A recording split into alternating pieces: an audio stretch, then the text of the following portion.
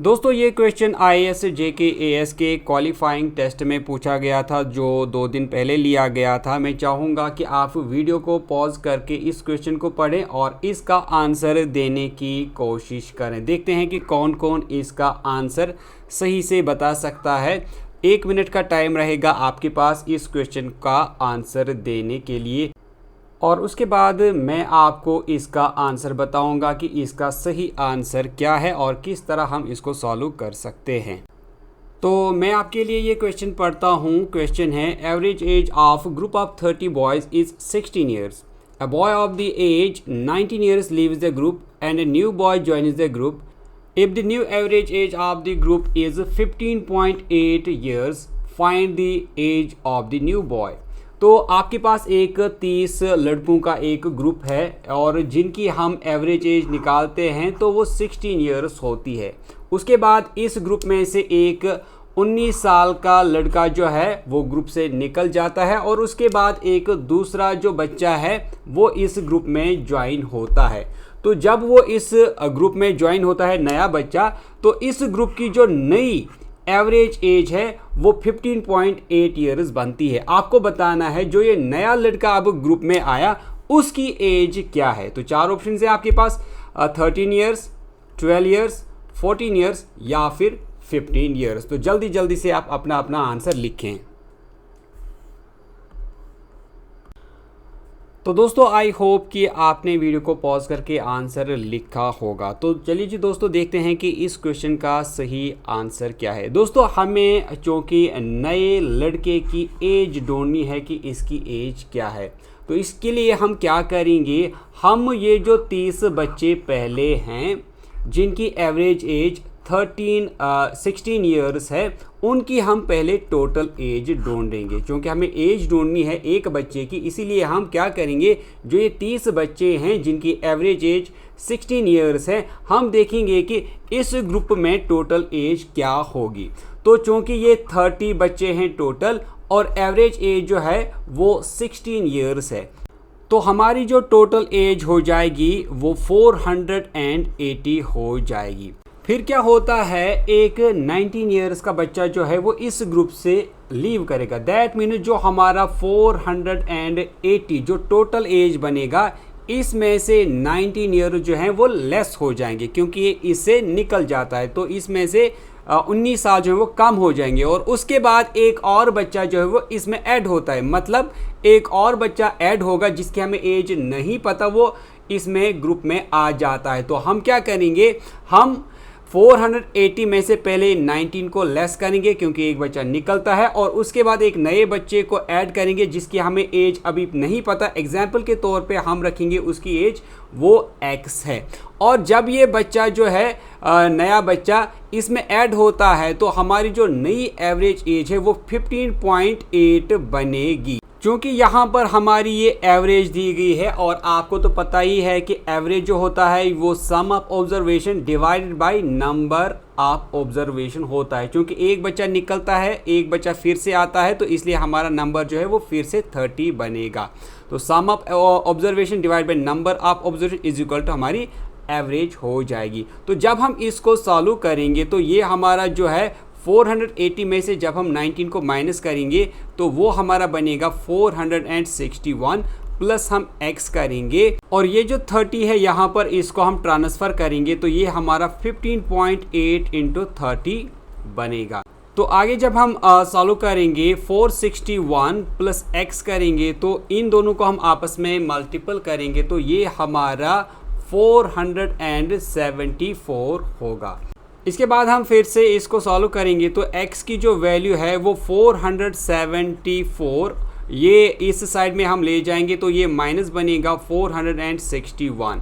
तो जब आप इन दोनों को माइनस करेंगे तो इसका जो आंसर है वो 13 बनेगा। तो इस तरह हमारा जो आंसर है वो पार्ट ए यानी 13 ईयर्स होगा, यानी जो नया बच्चा है उसकी एज 13 साल है। नेक्स्ट क्वेश्चन पूछा गया था, how many times the hands of a clock coincide in a day. आपको बताना था कि जो घड़ी में सुइयाँ होती हैं, हैंड्स होते हैं, वो कितनी बार दिन में एक दूसरे के ऊपर बराबर मिलते हैं।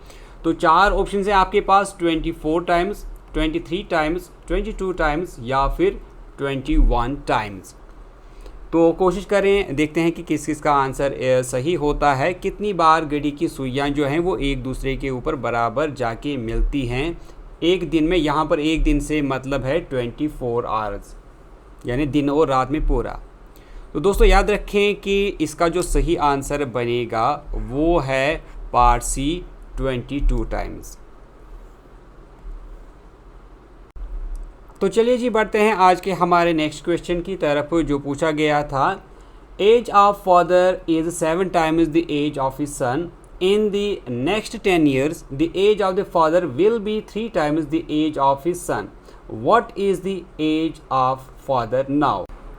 तो ये क्वेश्चन जो है बिल्कुल 7th और 8th स्टैंडर्ड का क्वेश्चन है, आपने ये किए भी होंगे।